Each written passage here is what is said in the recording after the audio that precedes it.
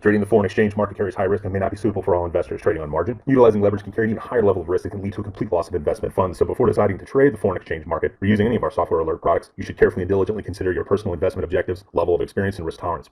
There is a possibility that you could potentially sustain significant loss. You should not invest any capital or trade that you cannot afford to lose. It is your responsibility to be aware of and understand all risks associated with foreign exchange trading and to seek professional advice from an independent certified financial advisor if you have any doubts. Auvoria Prime does not exercise trading authority over your trades. You and you alone exercise discretionary trading authority over every trade. Welcome, Auborian subscribers, to the recording of the 25th, which is the Saturday. This is the Market Watch weekend forecast with yours truly, Steve Vettel, on recording. Had a little bit of technical difficulties in the room yesterday, so we can just go in and the room's all working good now. Get a recording going. So, as you guys have probably seen me talk about a fair amount, just want to make sure that everybody's sort of sounding the chorus, if you will, on AP's social platform. You can go into the AP live section here, just click on any one.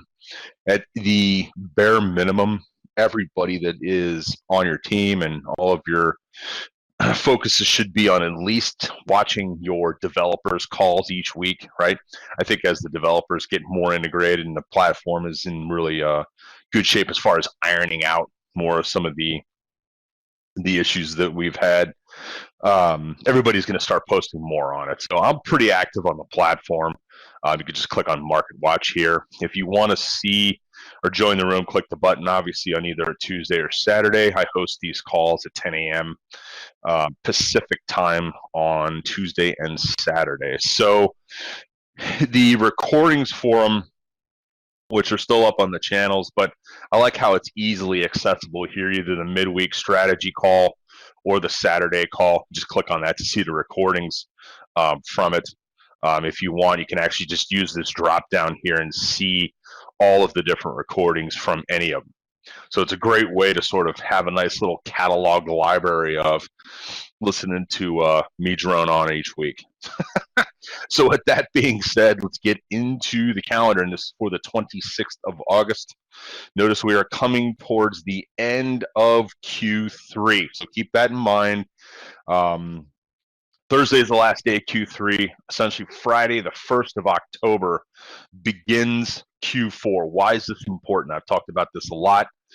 It's because there typically in the month of October is a tremendous amount of readjusting or juxtapositioning, if you will, of portfolios. From a institutional standpoint, many global investment managers will close their books out on the 31st. So not all of them have a calendar year that ends at the end of the year, but they'll have a fiscal year end typically towards the 31st of August. So you see it a lot in mutual funds if you ever look at the prospectus and stuff like that.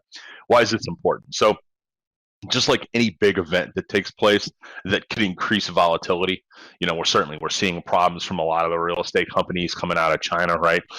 Quite frankly, the CCP's been sort of hiding and pumping up these guys for years, and the house of cards is so big they don't have the ability to hold it up anymore.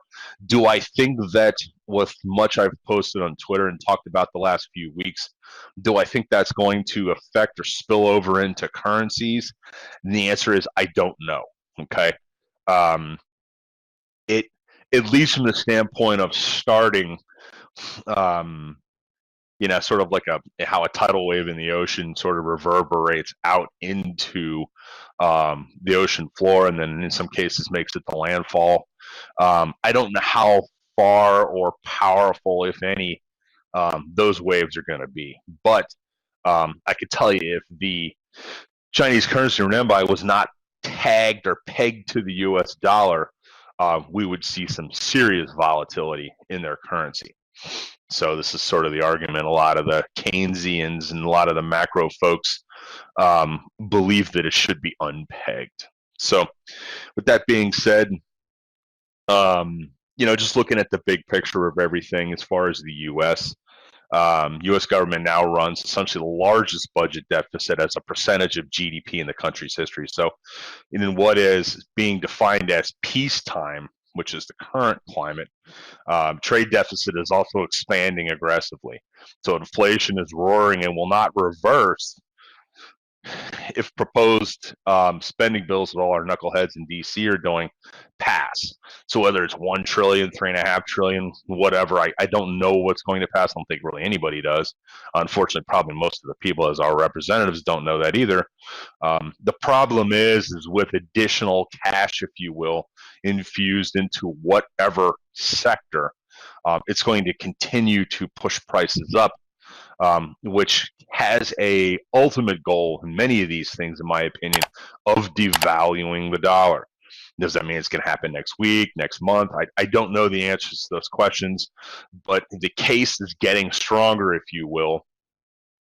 I been talking over the course of the last few months, and hell, for even a good chunk of the last year, that the devaluing of the dollar is an inevitable event, and what's going to happen, right? So let's just talk strictly on a risk management discussion. If generally the trend of anything is down in currency land, the opposite is the case for most other pairs, right? You could sort of push the yen aside from this discussion, or maybe even the Swiss. But in general, if the dollar is going down, the other majors associated with it are going up, right? So as I always try to give a macro lesson on that, and if you want, you can jump into my group, Market Watch, see some of the stuff I've posted to at least get a broad overview of macroeconomic climate and or how it has effects on different countries' money supply, GDP. Ultimately, I think this will give you just a nice high-level education on what's going on from a global standpoint. I think it'll also help you understand better risks associated with that.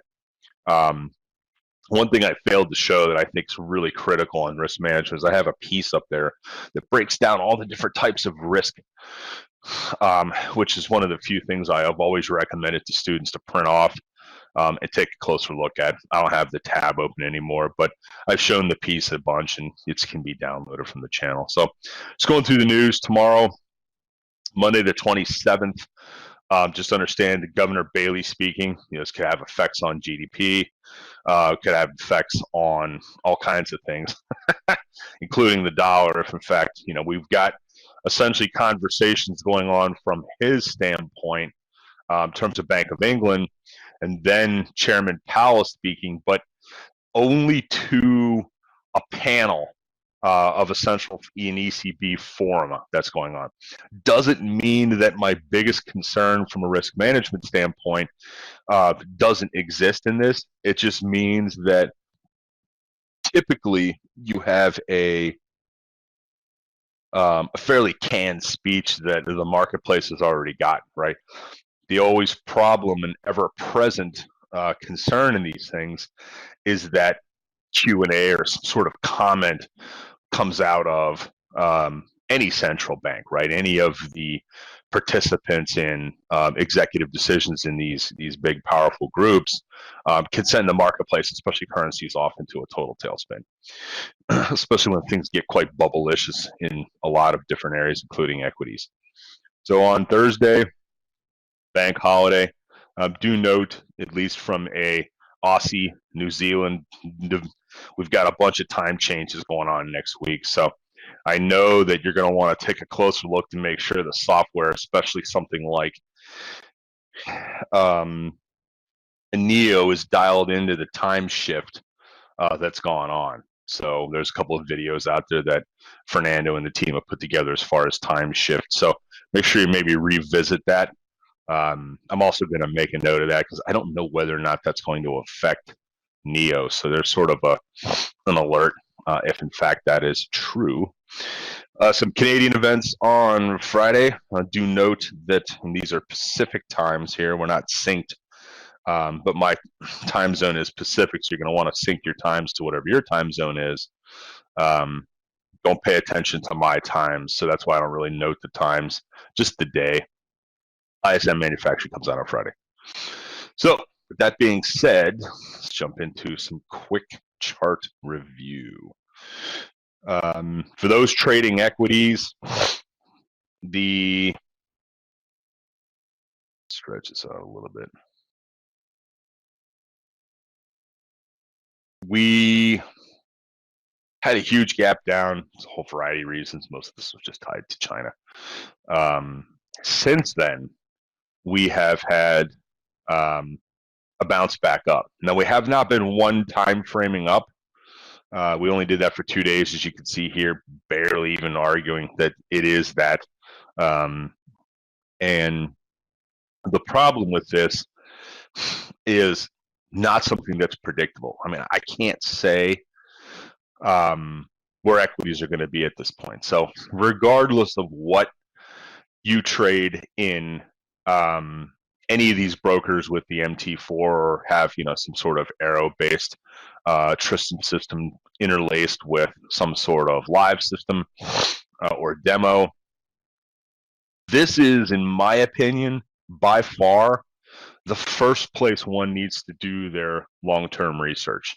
And it really can be just as quick as taking a couple of minutes, but I always start off with the S&P 500. It is the biggest, most liquid of all indexes on this entire planet, right? And a lot of things are based off of this, thousands and thousands of ETFs. And then take a look at, obviously, the NASDAQ next. You can see that they've been in similar patterns, albeit the NASDAQ hasn't had quite the recovery that S&P has. Okay, a lot of that has to do with the fact that many of these tech stocks have moved up a bunch, but even though it looks like a bounce is in play, if you take a look at a lot of the factors that lie underneath, percentages of stocks below their 50 and 200-day line in terms of winning companies, it doesn't tell the full story of what's going on. There is much more broad weakness in a lot of the metrics that analyze companies over or under a given level of moving averages, whether it's a 50-day, 100-day, 200-day. And another big one is percentage of stocks off of their lows. So a lot of the leaders in the NASDAQ, with the exception of some of the top leaders, they look weaker than the index is showing, right? So if you follow me on Twitter, I post, I should say a retweet. I don't really do a lot of original posting, but I retweet a lot from much smarter, much richer, great analysts than I. And I think it's a good place to sort of test out, one's theory, as I often talk about, from just a risk standpoint.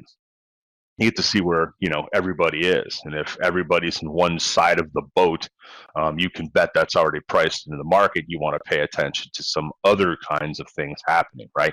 So if unanimously we had 1,000 top analysts or portfolio folk globally in an institutional capacity saying we think the market's going down, bet something different's going to happen, right? Because it's already priced into the market. So I spend a lot more time paying attention to what the crowd collectively is saying in any given argument, right?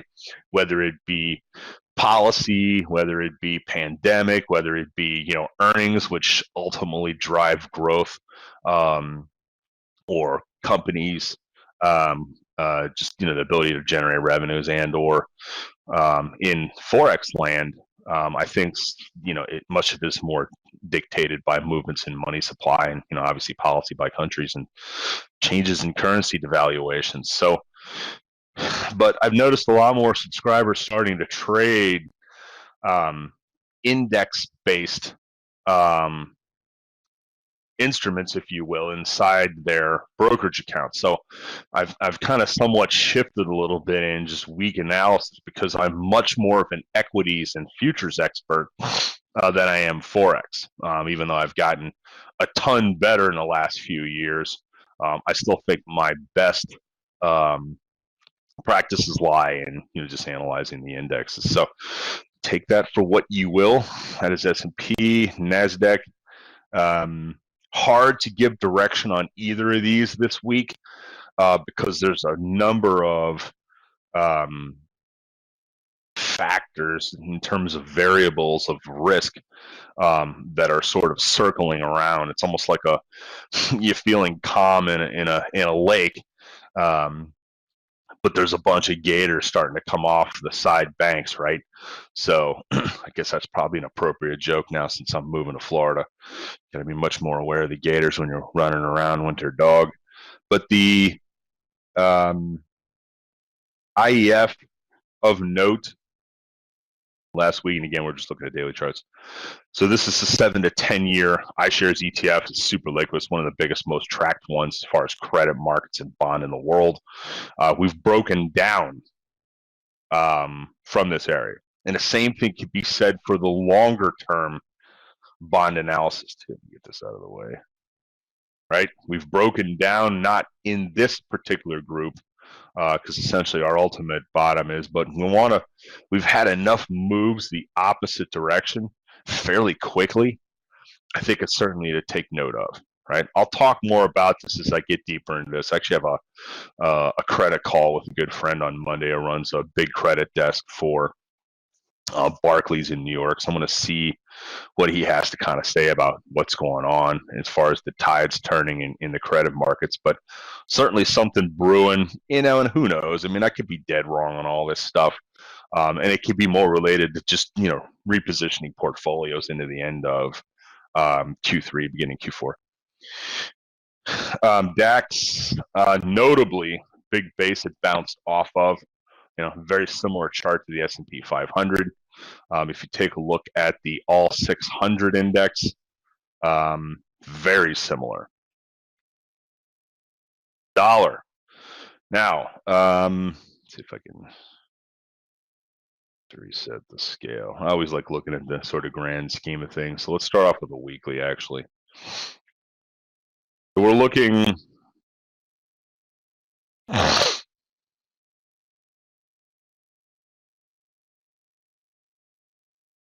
at just the last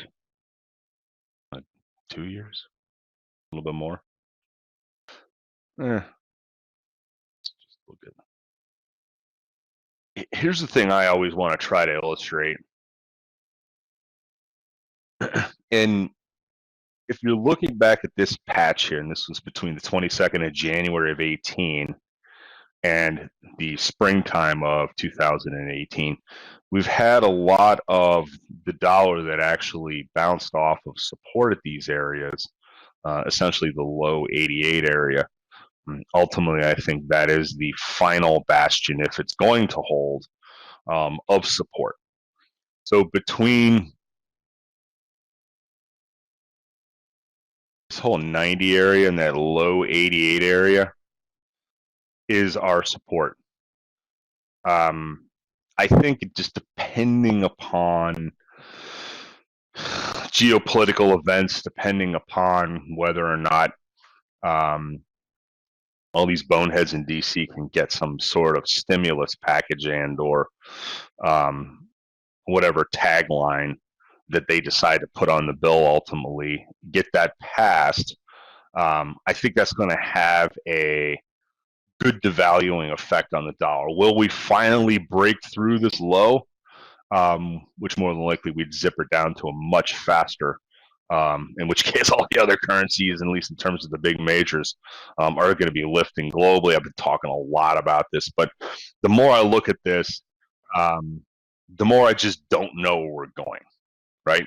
And that's the toughest thing about, globally there's tons of great analysts and prognosticators and forecasters, and everybody's always some talking head on some sort of financial television channel talking about all this, but you really just have to look at the underlying themes of what's going on. And right now I'm seeing a lot of people getting it wrong, right?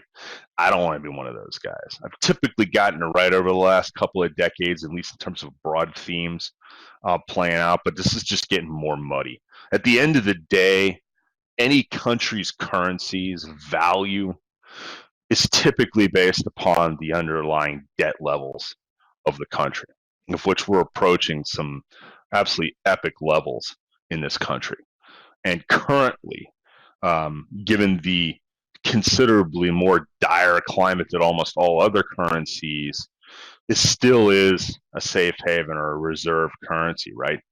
I think if we were in the state that we were in now in terms of debt levels, and everybody else globally was in a much better position, I think that the dollar would be much lower. So I'm sticking with that, albeit this, I mean, which has just been an absolute wall that we've gotten up against in this. Basically, the 94 area has been just an absolute ceiling from a long-term chart perspective. We have not been able to get. We've been very quickly rejected for nothing more than a week. If you look back in a pretty decent amount of time, that. So if I'm wrong, right, you always want to look to see how anybody's thesis can be wrong in any particular area. Always looking at the factors. The dollar, the bulls in the dollar camp are saying things like, well, you know, we've come up and touched this area so many times, we just have to break higher, right? No, we don't. I think a lot of the currency markets are waiting, which we certainly have been, you know, waiting for many countries to get back on track after the pandemic, right? Waiting to get some more clarity on, you know, things like the Brexit, waiting to get more clarity on, you know, will our representatives in DC pass a big bill, you know, changing a bunch of policy. That could certainly fuel the inflation argument, right? The Federal Reserve keeps saying it needs to be transitory, but this bill passes and prices of things continue to go up. The Fed's going to have to step in and curb that with a complete change in policy, right? They're going to have to become more hawkish and remove capital from the system and put assets in place, thus removing capital, which is the opposite of what they've been doing now, right? They've been purchasing assets, thus providing capital to all primary dealer accounts globally. And that's been causing, at least recently, inflation. Also been slightly exacerbated by the fact that many supply chains have been disrupted. So with great demand and disruption of supply chains for various reasons, it just becomes a real concern for that. So, you know, what happens to the dollar, what happens to metals, right? Obviously, then I always look at that as the big picture, and then we can look at all of the other currencies in relation to that, right? So let's get down a list real quick. Daily chart.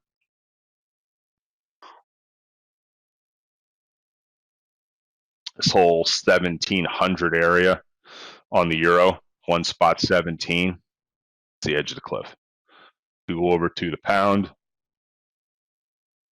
this whole 1.36 area, edge of the cliff. Dollar lifts again, these guys are going down. Little different story for CAD because we've been rejected now. We've got a whole bunch of times, like 1, 2, 3, 4, 5 times up at this.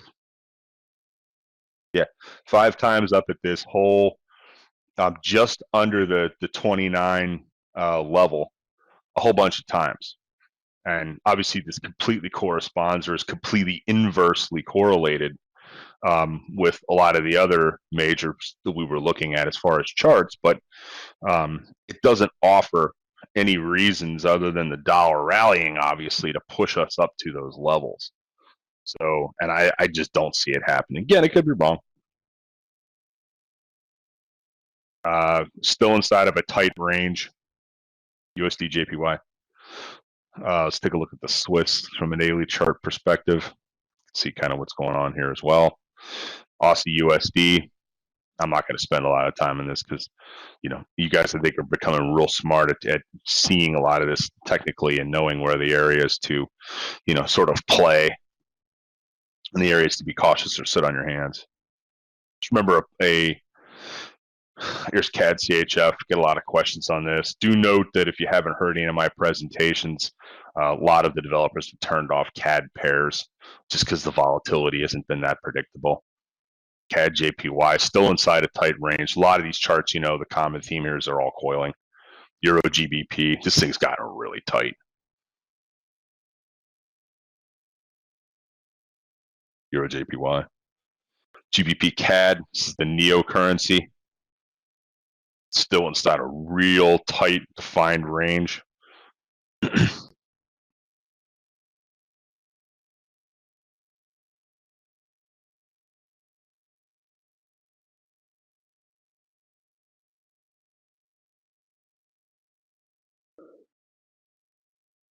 GBP NZD.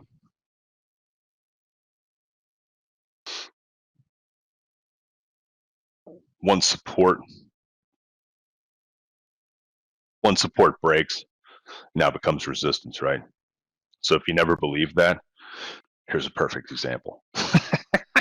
Right? So just imagine this dotted line continuing on. Boom, break through it. Now we're just, looks like we probably could see some sort of extended move. But, the problem with a lot of this and almost the entire currency market, with the exception of a couple more volatile, there's just, everybody's in a wait pattern, and it's common. I mean, the problem with trading long term is there's huge chunks of time where you're bored and you just have to deal with it. So, I mean, not everybody's got the time to sit around and watch 6 hours of a screen each day or 4 hours, whatever the window is. I think it should be something in a couple hours to 3 hours at most, unless you're new to the game and you're learning, because you can get burnt out pretty quick, which is obviously another factor in losing money. It is present in most risk management discussions by some of the better mentors out there. I've talked exhaustively about that. You want to kind of get away, break away, do some different stuff. So here's gold. I think this is really befuddling a lot of people that were supposed, it's the chorus is so strong out there with all these gold bugs that think the end of days are near, right? But if you take a look at the chart, and I think this is much better illustrated on a weekly chart, if you take a look at what's going on in precious metals, this chart kind of explains it. But then if you look a little further down, like silver, I mean, the stuff's just cratering. And, you got flags building. I don't really have a lot of that, but you can kind of see where all the flags are building and it goes down in it.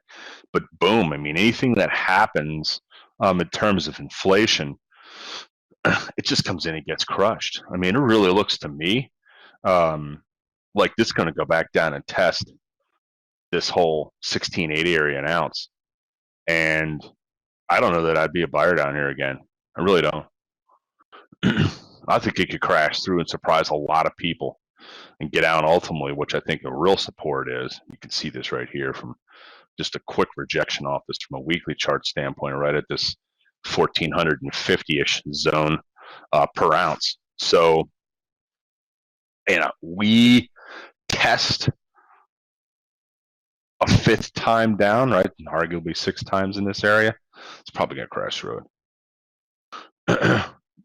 I don't know that I'd want to be a buyer until we've had a better chart. This is very sloppy from a weekly perspective. If you go to daily and you reset the price scale, I mean, you can see that from a risk standpoint, we've 2, 3 at that all important 1680 area. This was a nice rejection off of that area. Keep in mind it's a daily chart, not weekly. So, I mean, this is essentially just a huge reversal, and it argued for,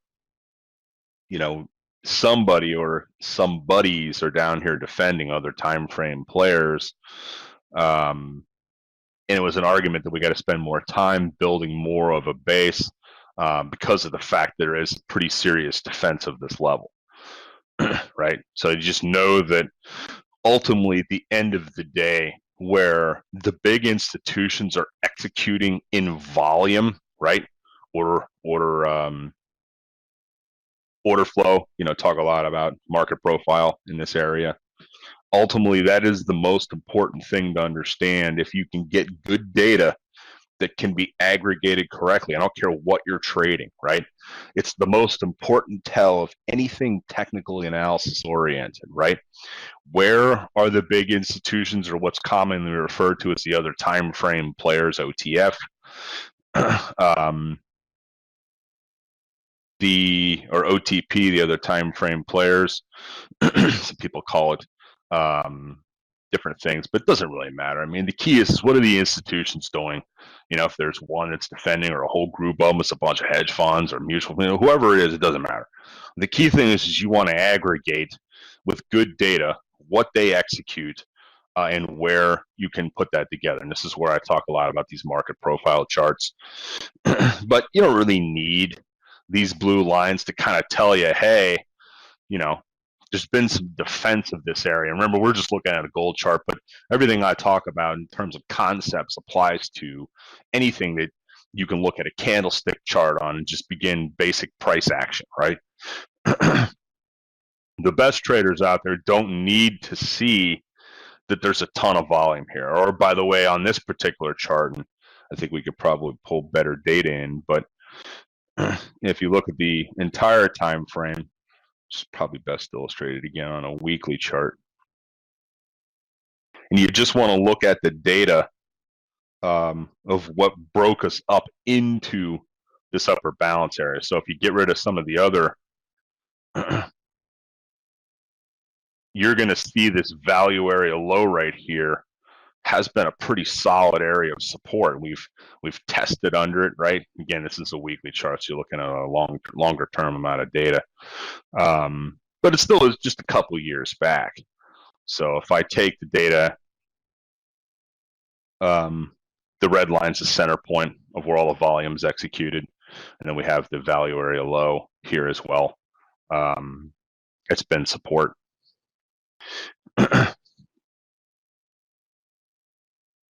What else do I want to talk about? There's a lot of minor currencies. I try not to get too mired in. Take a look at the Bitcoiner. Now, the other thing to understand is, and we're not looking, actually, let me just start off on January 1st. How about that?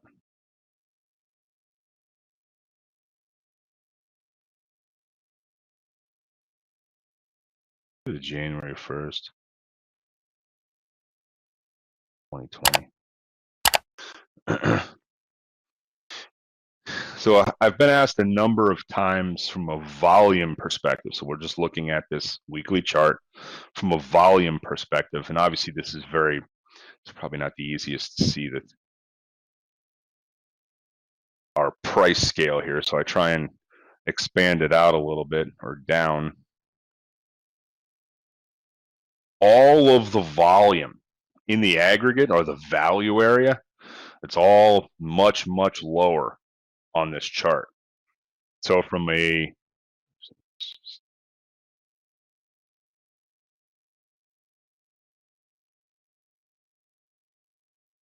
wish they would actually,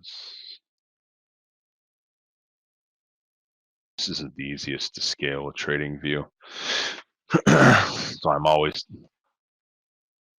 it's completely different. So on all the different softwares I use, we just got a different price scaling, whatever. So the point I'm trying to illustrate here is that the value area high is right here at 11.5 a coin. The value area low, and this is the entire move from 20 to now, right? The value area low, it's 4,600-ish, that zone. So where most of the execution of price took place, it's considerably lower than where we are now. Does that mean price is going down there? No, but it is important to note. Now, if you just look at the data from, and let's move through the whole year, and just look at this year.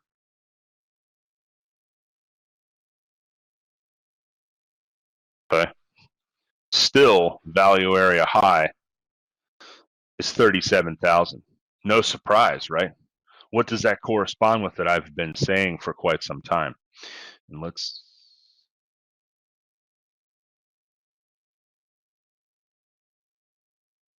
the prompt. I don't like how they scale this. It just pisses me off. I wish I could just look at it in the way it's shown in IRT. Let's switch back to daily.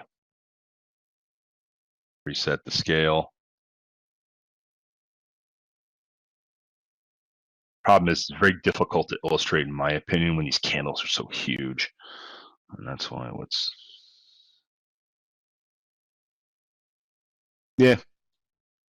just look at January 5th. I just want to see the whole year.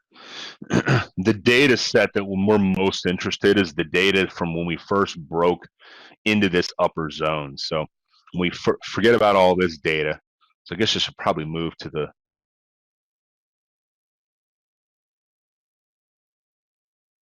try this. Maybe this will work a little better.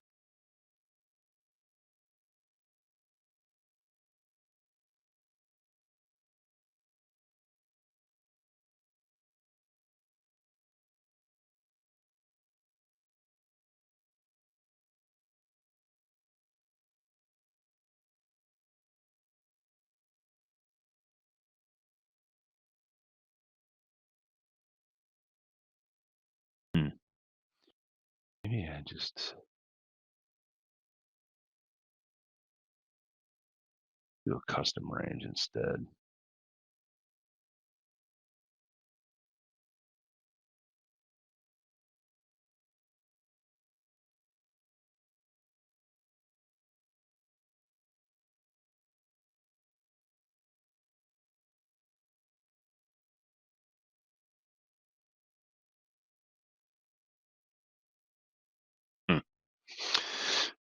Yeah, they just built this in TradingView here, where you can actually set the custom range dates for. I should probably just stick to that. So if I were you guys, just focus on this custom range. It's easier because I only want to see the data, volume, price action, candles, what have you, from the point where it started to break into the range it's in to present. Does that make sense? It's probably kind of confusing, but look at the tell of where we are, right? So the value area high has been this whole 48,000 area in a coin. It's really sort of contained us, right? Look at the value area low.